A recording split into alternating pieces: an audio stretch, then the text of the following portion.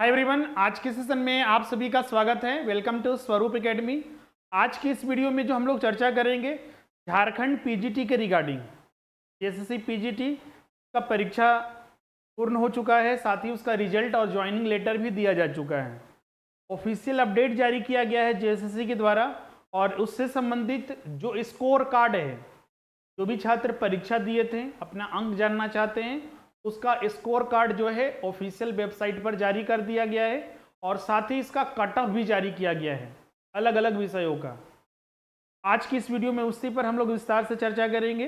इसमें आपका कौन कौन से विषय के कट ऑफ जारी किए गए हैं, क्योंकि ये परीक्षा जो हुई थी 11 विषयों में लिया गया था, लेकिन अभी जो जारी हुआ है, आज ही ये जारी हुआ है, तो इसमें सारे विषयों के कट ऑफ और स्कोर जारी नहीं हुए हैं, इसी विषयों को जारी हुए हैं।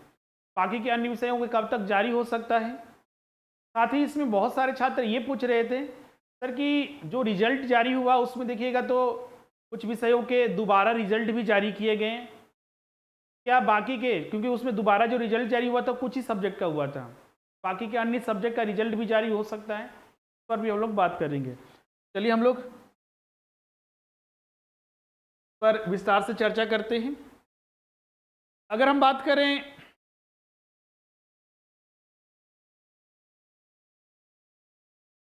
जेएसएससी पीजीटी के रिगार्डिंग, जो पीजीटी की परीक्षा ये वैकेंसी 2023 में द्वारा लाई गई थी और इसका एग्ज़ाम लिया गया था। टोटल जो है 11 सब्जेक्ट में जो है आपका एग्ज़ाम हुआ था। उसके बाद फिर इसका ज्वाइनिंग लेटर भी हुआ, इसको लेकर बहुत सारे आंदोलन भी हुए। फाइनली अब देखिए क्या आगे होता है, लेकिन हाँ फाइनली जो है आपका स्कोर कार्ड एंड जो कट ऑफ है वो जारी किया गया है। अब आप अपना स्कोर कार्ड कैसे देख सकते हैं, तो इसके लिए सबसे पहले आपको जेएसएससी का जो ऑफिशियल वेबसाइट है वहीं पर जाना है। ऑफिशियल वेबसाइट में जाइएगा तो जो इसका न्यूज़ है, व्हाट्स न्यूज़ सेक्शन में जाइएगा तो यहाँ पर देखिएगा score card link for PGT. Score card जो जारी हुआ है 11 में से 4 विषयों का, फिजिक्स, केमिस्ट्री, बायोलॉजी और जियोग्राफी का। इस पर क्लिक कीजिएगा तो आपको यहाँ पर एक नया खुलेगा पेज, पर आप क्लिक कीजिएगा डिटेल्स पर तो आपको यहाँ पर एक नया पेज खुल जाएगा।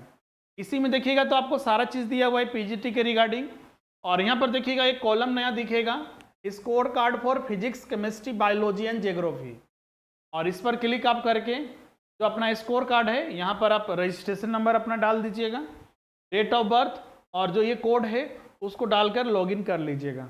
आपको अपना स्कोर कार्ड वहाँ पर दिख जाएगा। अब यहाँ पर देखते हैं स्कोर कार्ड आपको कैसे चेक करना है, ये सारे हमने डिस्कस कर दिया। उसमें आपका नॉर्मलाइज्ड जो अंक है, प्राप्तांक है, वो आपको वहाँ पर दिखेगा। अब यहाँ पर देखिएगा इसके अलावा भी और भी यहाँ पर नोटिस जारी किया गया है regarding score card link. Notice में क्या क्या चीज़ बताया गया है, तो नोटिस में आपका वही बताया गया है कि जो अभ्यर्थी हैं फिजिक्स, केमिस्ट्री, बायोलॉजी और जियोग्राफी के, उसके अपने स्कोर कार्ड जारी मतलब कि डाउनलोड कर सकते हैं। उसमें सारे छात्रों का जो भी संबंधित उसके छात्र जो उन्होंने एग्ज़ाम दिया था सभी का उसमें जारी कर दिया गया है। ध्यान रखिएगा इसमें जो भी आपका डिटेल दिया गया है तो आप जो आपका रजिस्ट्रेशन नंबर वगैरह है उसे आप अच्छे से सबमिट करके आप वहाँ पर उसको डाउनलोड कर सकते हैं। उसका डेट भी एक निर्धारित किया गया है। इसके बाद देखिएगा तो और भी नोटिस है यहाँ पर, notice regarding cancellation of candidature PGT physics, chemistry, biology and geography. देखिएगा बहुत सारे छात्र इसको लेकर कंफ्यूज भी रहते हैं, ये कैंसिलेशन क्या है इसको समझते हैं। जैसे कि बहुत सारे छात्रों को जो है डॉक्यूमेंट वेरिफिकेशन के लिए रिजल्ट जारी हुआ तो छात्रों को बुलाया गया डीवी के लिए। आयोग ये बोलता है कि अगर हम डॉक्यूमेंट वेरिफिकेशन के लिए बुला रहे हैं तो इसका मतलब नहीं कि फाइनल सिलेक्शन हो गया। डॉक्यूमेंट वेरिफिकेशन के बाद आपका तय होगा कि आपका सिलेक्शन हुआ नहीं हुआ है। तो वही बहुत सारे छात्रों का डॉक्यूमेंट वेरिफिकेशन हुआ और फाइनल जब रिजल्ट आया उसमें उनका सिलेक्शन नहीं हो पाया। तो वही छात्रों का रोल नंबर दिया गया है, रोल नंबर और कारण बताया गया है कि जिन छात्रों का डॉक्यूमेंट वेरिफिकेशन हुआ लेकिन उनका फाइनल रिजल्ट नहीं हो पाया, किस कारण से, वो चीज़ यहाँ कारण बताया गया है। और जिसका स्कोर कार्ड जारी हुआ है सिर्फ वही 4 विषयों का है, फिजिक्स, केमिस्ट्री, बायोलॉजी और ज्योग्राफी। बाकी के जब स्कोर कार्ड जारी होंगे तो बाकी अन्य विषयों के भी कैंसिलेशन क्यों हुआ, जिनका डीवी हुआ था वो भी बताया जाएगा। वही चीज़ यहाँ पर लिस्ट दिया हुआ है, आप यहाँ पर देख सकते हैं, ये नोटिस है आपका, देखिए यहाँ पर इसमें सारा चीज़ पहले तो ये बता दिया गया है कि हमारा कंडीशन क्या था, एडवर्टाइजमेंट में किन किन चीज़ों को शामिल किया गया था। कुछ हम आपको कैंडिडेट के रोल नंबर के साथ बताते हैं कि आखिर उनका जो कैंसिल हुआ है क्यों हुआ है। देखिए यहाँ पर एक साइड आपका रोल नंबर दिया हुआ है और एक साइड आपका कारण बताया गया है। सबसे पहले केमिस्ट्री में एक अभ्यर्थी का रोल नंबर यहाँ दिया हुआ है, उसमें बताया गया है कि केमिस्ट्री विषय में स्नातकोत्तर के स्थान पर बायोकेमिस्ट्री के स्नातकोत्तर का प्रमाण पत्र समर्पित करने के कारण उनको रिजेक्ट, मतलब कि उनको असफल घोषित कर दिया गया। जब डीवी में आए तो आयोग ने जो अपना क्वालिफिकेशन मांगा था केमिस्ट्री के लिए कि जो छात्र केमिस्ट्री में पीजी किए हुए, पोस्ट ग्रेजुएशन किए हुए हैं, वो छात्र फॉर्म भर सकते हैं। लेकिन ये बंदा जो है जिसका रोल नंबर इतना है, वो गए डॉक्यूमेंट वेरिफिकेशन में और उन्होंने बायोकेमिस्ट्री का अपना पीजी का सर्टिफिकेट दिया, इस वजह से उनको कैंसिल कर दिया गया। दूसरे अभ्यर्थी हैं जिनका कारण बताया गया है रसायन शास्त्र में स्नातकोत्तर के स्थान पर ऑर्गेनिक केमिस्ट्री। केमिस्ट्री भी 2 भाग में होता है, ऑर्गेनिक और इनऑर्गेनिक। और पीजी जब जाइएगा तो स्पेशलाइजेशन होता है कि आप ऑर्गेनिक या इनऑर्गेनिक में करना चाहते हैं। इस अभ्यर्थी ने ऑर्गेनिक केमिस्ट्री में अपना किया, उस वजह से जो है उनको असफल घोषित कर दिया गया। केमिस्ट्री का मतलब आयोग का कहना है कि केमिस्ट्री ही होना चाहिए। और केस मेरे पास आया था हिस्ट्री के रिगार्डिंग, हिस्ट्री का तो इसमें दिया नहीं है। जब वो गए थे डॉक्यूमेंट वेरिफिकेशन में तो उनको बोला गया कि आपको असफल घोषित, मतलब असफल नहीं, कि आपने एंशिएंट हिस्ट्री से आपने अपना पीजी किया हुआ है, जबकि हमको सामान्य हिस्ट्री चाहिए, हिस्ट्री से जिन्होंने इनवर्स किया हुआ है। एंशिएंट हिस्ट्री से या फिर कोई अलग, मतलब कि मिडिवल हिस्ट्री से या मॉडर्न हिस्ट्री से जो किए हुए हैं उनको आयोग नहीं लेता है, असफल घोषित कर देता है। तो अभ्यर्थी को बोला भी गया कि आप एक लिखित अपने प्रिंसिपल से, अपने कॉलेज से, कि आप लिखित एक को प्रमाण दीजिए कि जो आपने एंशिएंट हिस्ट्री से किया है इक्विवेलेंट है हिस्ट्री का। छात्र ने सबमिट भी किया है, लेकिन अब दोबारा रिजल्ट हिस्ट्री का नहीं आया है, क्योंकि दोबारा रिजल्ट वो साइंस के कैंडिडेट जो थे, केमिस्ट्री वगैरह, बायो वगैरह का दोबारा रिजल्ट आया था, लेकिन अभी बहुत सारे विषय का दोबारा रिजल्ट नहीं आया है, उसकी प्रतीक्षा की जा रही है। लास्ट में उस पर हम लोग बात करेंगे। ये सब कारण यहाँ पर बताइए, हम हर कारण नहीं पढ़ रहे हैं। देखिए एक और कारण बताया गया कि मेडिकल केमिस्ट्री में पीजी का रिजल्ट दिए, इसलिए उनको रिजेक्ट कर दिया गया। केमिस्ट्री मटेरियल में दिया गया, केमिस्ट्री साइंस में दिया गया। एक छात्र ने बीएड के स्थान पर बीए पार्ट टाइम, बीएड भी रेगुलर होना चाहिए। बहुत सारे, यहीं से हम लोग बहुत सारी चीज़ें सीखते हैं, खासकर नए अभ्यर्थी हैं जो सोच रहे हैं कि हम बीएड करना चाहते हैं। ये चीज़ें से हमें पता चल रही है कि अगर हम बीएड कर रहे हैं तो रेगुलर कर रहे हैं बीएड, तभी हमारा चयन हो पाएगा। न तो आप पूरे वर्ष 2 आप बीएड किए, मेहनत किए, फिर इतने साल तक वैकेंसी का इंतज़ार किए, फिर उसके बाद उसकी तैयारी किए, परीक्षा दी और बाद में पता चला कि आपने बीएड तो पार्ट टाइम किया था, इसलिए आपको असफल घोषित कर दिया गया। ऐसी परिस्थिति न हो, तो इसीलिए बीएड करते वक्त भी इन चीज़ों को हमेशा आपको ध्यान में रखना है। तो यहाँ पर देखिए एक और अभ्यर्थी है जिनको बायोकेमिस्ट्री के स्थान पर दिया गया था, बायोकेमिस्ट्री के एक और सर्टिफिकेट दिया गया, इसलिए उनको असफल घोषित कर दिया गया। उसी तरह फिजिक्स में भी देखिए, अप्लाइड फिजिक्स में इन्होंने सर्टिफिकेट दिया पीजी का, इसीलिए उनको डिस्क्वालीफाई कर दिया गया, जबकि फिजिक्स में मांगा गया था। फिर एक अभ्यर्थी है जो बीएड के स्थान पर उन्होंने बीएड इनोवेटिव का सर्टिफिकेट प्रस्तुत कर दिया, इसीलिए उनको असफल घोषित कर दिया गया। तो ये अलग अलग कारण यहाँ पर बताए गए हैं जितने भी छात्र हैं उनको। तो ये तो क्वालिफिकेशन से संबंधित है। अब देखिएगा कुछ और कारण बताए गए हैं, जैसे कि एक और अभ्यर्थी है भौतिक शास्त्र में स्नातकोत्तर, जो इतना को होना चाहिए था वो नहीं प्रस्तुत कर पाए। एक डेट था कि आपका कट ऑफ रेट कितना होना चाहिए वो देना था, लेकिन नहीं दे पाए। कुछ और अभ्यर्थी का जैसे कि खेलकूद कोटा में उन रिजर्वेशन चाहते थे, लेकिन वो नहीं दे पाए, इसलिए उनको असफल घोषित कर दिया गया। ये सब कारण यहाँ पर बताए गए हैं। रसायन शास्त्र में देखिएगा कुछ और अभ्यर्थियों को यहाँ पर ऑनलाइन आवेदन पत्र में अनुभव और शैक्षणिक प्रमाण पत्र अपर्याप्त रहने के कारण, इसीलिए जब फॉर्म भरते हैं ना, जो उसमें बताया गया है, इसीलिए हमने जब एग्ज़ाम हुआ उसके रिजल्ट आया उसके बाद ही हमने एक डिटेल में वीडियो बनाया था कि आप जितने भी सर्टिफिकेट हैं आप आयोग को प्रस्तुत कीजिए, वरना एक छोटी सी गलती पूरे आपको इतने वर्षों का मेहनत बर्बाद कर देती। आप इतना मेहनत किए, दिन रात पढ़ाई किए आंख गड़ा के, लेकिन अब एक छोटी सी गलती की वजह से पूरा रिजल्ट अगर असर पड़े तो ये बहुत ही मतलब कि अखरता है।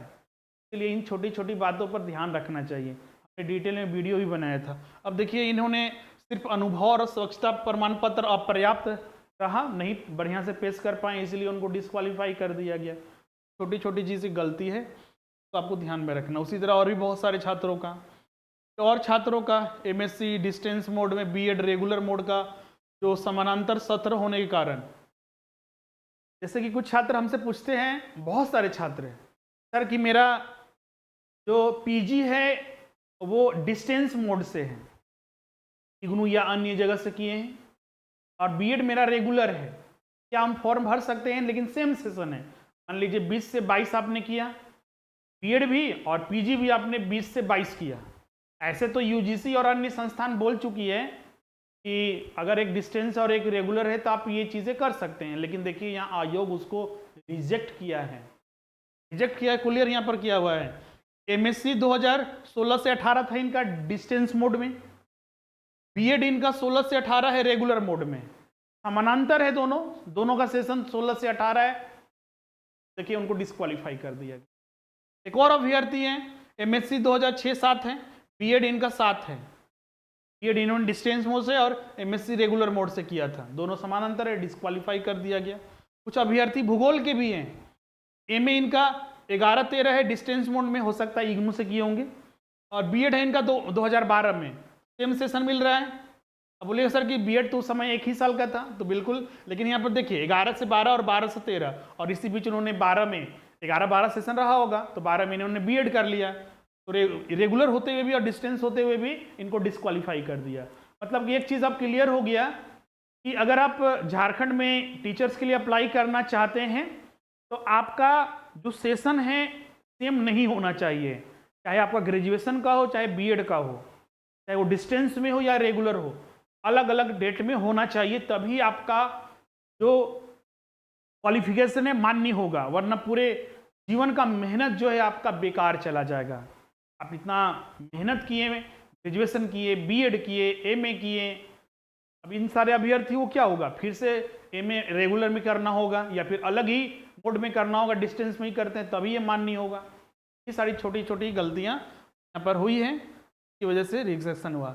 अब देखिए प्रमाण पत्र में भी जाति प्रमाण पत्र, स्थानीय प्रमाण पत्र और जो ईडब्ल्यूएस वगैरह है उसमें भी कुछ गलतियां करने की वजह से जो है अभ्यर्थी का रिजेक्ट हुआ है। जैसे कि यहाँ पर देखिए एक अभ्यर्थी का रिजल्ट हुआ है कि आर्थिक रूप से कमजोर वर्ग के लिए आरक्षण का लाभ प्राप्त करने के लिए नियमित वांछित अद्यतन, मतलब 2013 अथवा 2023 या 2024 आय एवं संबंधी प्रमाण पत्र समर्पित नहीं करने के कारण, मतलब कि अगर आप एग्जाम दे रहे हैं तो ईडब्ल्यूएस आपका लेटेस्ट होना चाहिए। जैसे कि ये एग्जाम हुआ 2023 में, रिव्यू हुआ आपका 2023 या 2024 का, आपका ईडब्ल्यूएस का सर्टिफिकेट होना चाहिए तभी मान्य होगा। पुराना वाला 2021 या 22 वाला दीजिएगा तो मान्य नहीं होगा। तो ये सारी चीज़ें यहाँ पर बताई गई है जिस वजह से यहाँ पर कैंसिल हुआ है। ज़्यादातर इसमें देखिएगा तो आपका ईडब्ल्यूएस वाले का ही कैंसिल हुआ है। कुछ यहाँ पर BC1 और BC2 का भी सिलेक्शन हो, जैसे कि यहाँ पर रिजेक्ट हुआ है। जैसे कि पिछड़ा वर्ग 2 का आरक्षण का लाभ प्राप्त करने हेतु वांछित गैर क्रीमी लेयर प्रमाण पत्र अपर्याप्त रहने के कारण वो अपना गैर creamy layer, non creamy layer का जो प्रमाण पत्र है वो प्रस्तुत नहीं कर पाए, इस वजह से इनको रिजेक्ट कर दिया गया। अब आपके मन में सवाल उठेगा सर कि इनका जनरल में सिलेक्शन क्यों नहीं हुआ? जनरल में इसलिए नहीं हुआ क्योंकि ये जनरल के बराबर कट ऑफ नहीं ला पाए होंगे, या फिर ये रिजर्वेशन में भरे होंगे फॉर्म, इसलिए इनका चयन नहीं हो पाया। क्लियर है? तो ये सारा चीज़ हमने यहाँ पर बता दिया कि किस किस कारणों की वजह से कैंडिडेट का जो है आपका रिजेक्ट हुआ है। क्लियर है? अब यहाँ पर कुछ कैंडिडेट का यहाँ रोल नंबर बताया गया है डॉक्यूमेंट वेरिफिकेशन के समय ये छात्र जो है अनुपस्थित रहें, इसीलिए इनकी अभ्यर्थता समाप्त की जाती है। का रिजल्ट हुआ लेकिन ये डॉक्यूमेंट वेरिफिकेशन में नहीं गए, इसलिए इनकी अभ्यर्थता खत्म की जाती है। ये फाइनली आपका इन 4 विषयों के लिए केमिस्ट्री, फिजिक्स, बायोलॉजी और ज्योग्राफी का डीवी हुआ या डीवी में नहीं पहुंच पाए उस वजह से, और क्या क्या कारण रहे जिसकी वजह से उनका रिजेक्ट हुआ है, वो सारा चीज़ यहाँ पर बता दिया है। अपना रोल नंबर के अनुसार आप इसको देख लीजिए। अब आते हैं आपका कट ऑफ पर। चौथा देखिएगा यहाँ पर जो न्यूज़ जारी किया गया है कट ऑफ की regarding, marks of last candidate selected candidate cut off PGT 2023 physics, chemistry, biology और ज्योग्राफी। कट ऑफ देखते हैं आपका। ध्यान रखिएगा कट ऑफ जो है यहाँ पर, जैसे कि एग्जाम हुआ है आपका 300 अंक का, कट ऑफ भी समझना जरूरी है। जो पीजीटी का एग्जाम है, एसएससी पीजीटी का एग्जाम जो है 2 पेपर इसमें होता है। पेपर 1 जो कि आपका क्वालिफाइंग पेपर होता है, जिसमें कि जीके और सामान्य हिंदी से प्रश्न पूछे जाते हैं, 100 प्रश्न होता है, 100 अंक। लेकिन ये सिर्फ क्वालिफाइंग पेपर होता है, ये अंक मेरिट लिस्ट में नहीं जोड़े जाते हैं। पेपर 2 जो होता है आपका सब्जेक्ट स्पेसिफिक होता है, जैसे 11 विषयों में कोई भी आपका सब्जेक्ट होगा उससे 150 प्रश्न, हर एक प्रश्न 2 अंकों का, मतलब कि 300 अंकों की ये परीक्षा होती है। फाइनल मेरिट लिस्ट जो बना है इसी 300 अंक पर बना है।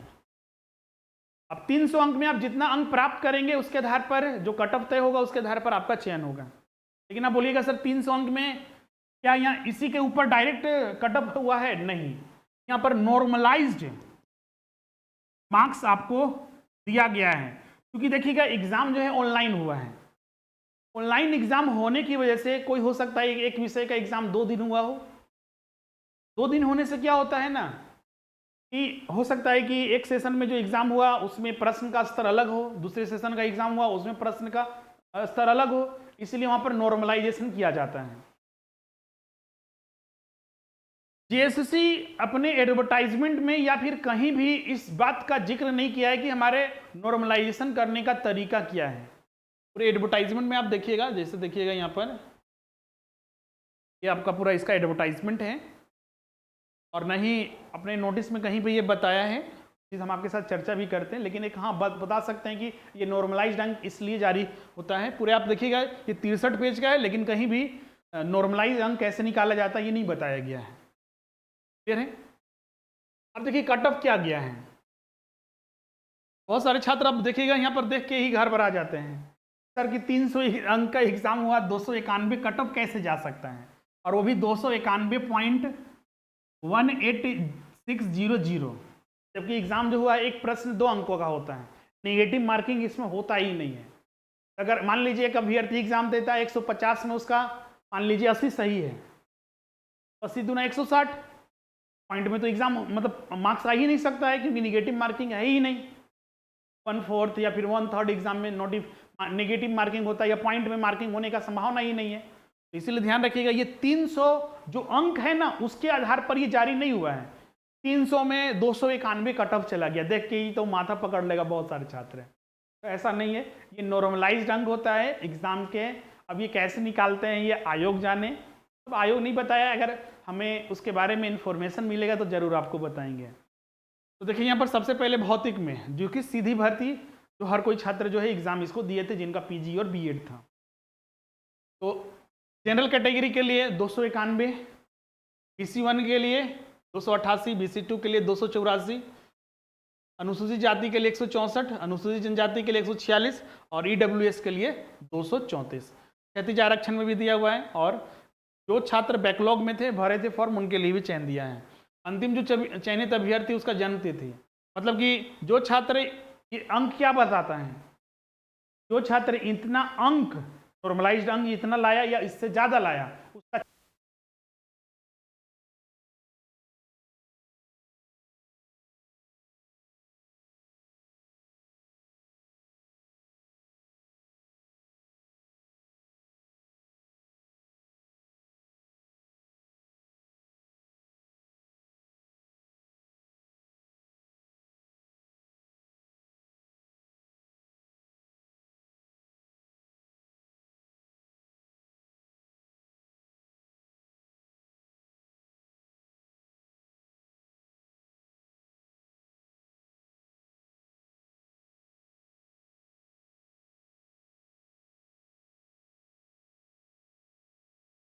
हेलो, ओके, अब साउंड क्लियर होगा। तो जैसा कि हम यहाँ पे बता रहे थे कि ये कट ऑफ रहा है आपका किसका, फिजिक्स का रेगुलर वैकेंसी में,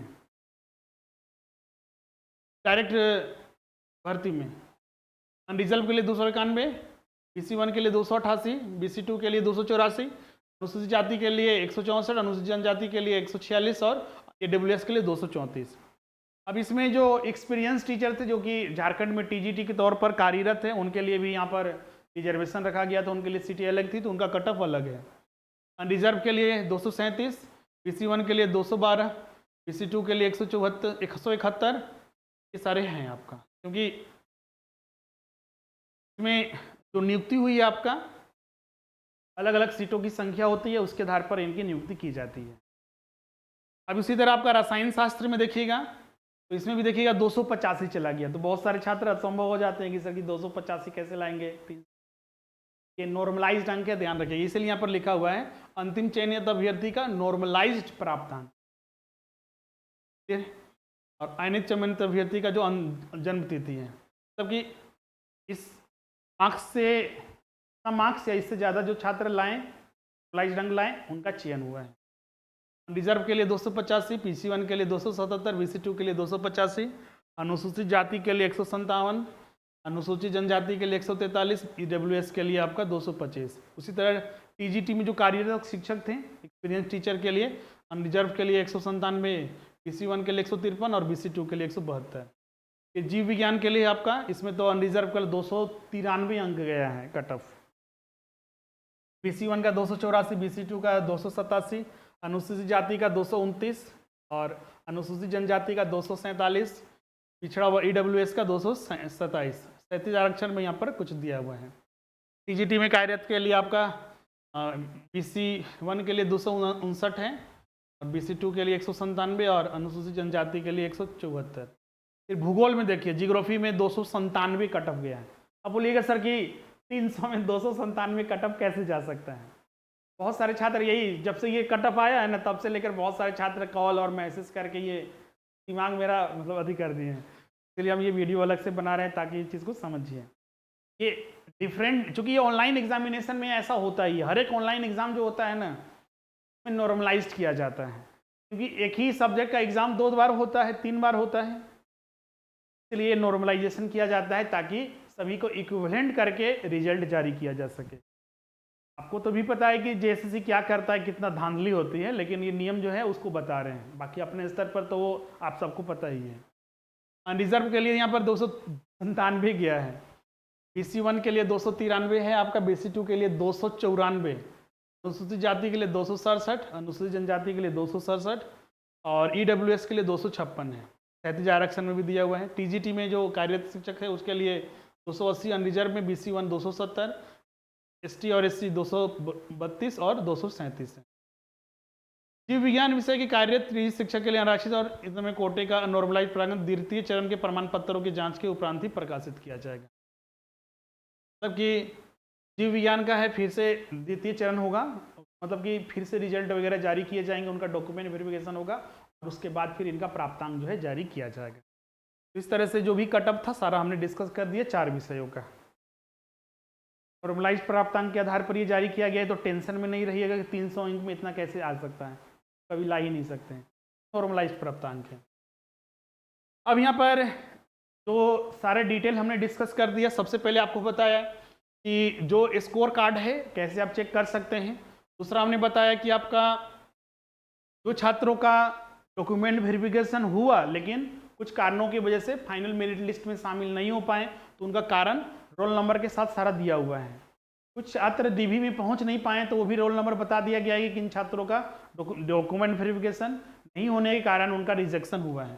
फिर उसके बाद कट ऑफ, नॉर्मलाइज्ड अंक क्या होता है, उन सबको हमने आपके साथ चर्चा कर दिया।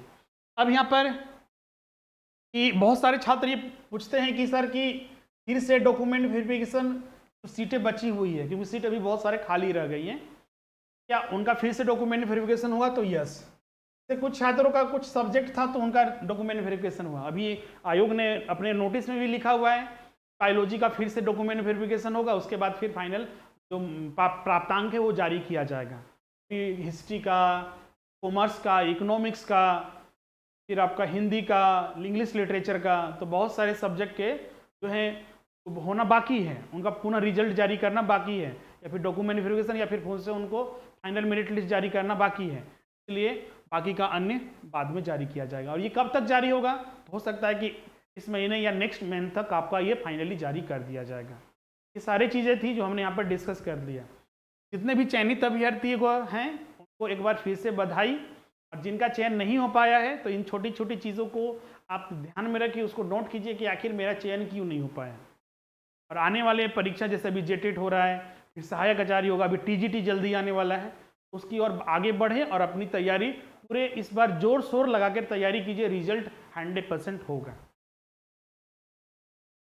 और उसके लिए विशेष बैचेस भी हमारे यहाँ चल रहे हैं, घर बैठे तैयारी कीजिए। अभी देखिएगा पीजीटी में पिछला साल जो मेरा रिजल्ट रहा है हमारे संस्थान का, खासकर कॉमर्स में, इकोनॉमिक्स में, हिस्ट्री में, मैथमेटिक्स में करीब अच्छे खासे जो हैं 350 से ज़्यादा छात्रों का चयन यहाँ से हुआ है। आप सभी सबसे ज़्यादा हमारे यहाँ कॉमर्स और इकोनॉमिक्स के छात्रों का चयन हुआ है। सभी को हार्दिक बधाई। आप भी अच्छे से तैयारी कीजिए जिससे कि आपका रिजल्ट हो सके। हमारे यहाँ बहुत सारे छात्र ये चीज़ बोलते हैं कि सर आपका थोड़ा फीस अन्य संस्थान से ज़्यादा रहता है। देखिएगा तो ऑनलाइन प्लेटफॉर्म से थोड़ा ज़्यादा रहता है, लेकिन हम हर वो चीज़ उपलब्ध कराते हैं जो ऑफलाइन फैसिलिटी में मिलते हैं। तो नोट्स हो, आपको प्रिंटेड नोट्स मिलना हो, इसके अलावा टेस्ट सीरीज़ हो, क्लासेस हो, रिवीजन हो, या फिर आपका मॉक टेस्ट हो, आपके और ख़ास ओरिएंटेड हम इसी के लिए चलाते हैं। ऐसा नहीं कि आपको पढ़ाने लगे तो यूपी वाले ही पढ़ा रहे हैं, KVS वाले, NVS वाले, राजस्थान वाले सबको एक के साथ बैठा दिया पढ़ा रहे हैं, उससे रिजल्ट नहीं होता है। हर एग्ज़ाम का अपना एक पैटर्न होता है, अपना एक तरीका होता है प्रश्न पूछने का, जिसका पालन करना अत्यंत आवश्यक होता है। और हमारे ये टीम के द्वारा, हमारे टीचर्स के द्वारा इस चीज़ का पालन किया जाता है। अभी देखिएगा तो जेटेट के लिए अभी मिनिमम ये ऑफ़र जो है स्वतंत्रता दिवस पर चल रहा है, ये कल तक ही ऑफ़र है। मात्र आपका 1 to 5 का 1600 और 6 to 8 के लिए 3000 पड़ रहा है। ज्वाइन करने के लिए इस नंबर पर आप कॉन्टैक्ट कर लीजिए, कॉल या व्हाट्सअप करके आप बैचेज जो है आप ज्वाइन कर सकते हैं, या फिर डायरेक्ट ऐप के माध्यम से। उसी तरह टीजीटी भी जल्दी वैकेंसी आने वाला है और इसमें भी 1500 रुपया डिस्काउंट लग रहा है। और मिनिमम फीस पर पेपर 1, पेपर 2 और सब्जेक्ट कॉम्बिनेशन जो है उसमें एक्स्ट्रा सिर्फ 1000 रुपया देकर आप क्लासेस जो है आप यहाँ पर ज्वाइन कर सकते हैं। सारे फैसिलिटी हमारे ऐप पर होगा, और ज्वाइन करने के लिए जो हमारा नंबर दिया हुआ है स्क्रीन पर, आप उस पर कॉल या व्हाट्सअप करके ज्वाइन कर सकते हैं। चलिए आज का हम लोग सेशन यहीं पर एंड करते हैं, मिलते हैं नेक्स्ट सेशन में। इन्हीं को कोई डाउट होगा तो कमेंट करके हमें ज़रूर बताइए। Thank you everyone.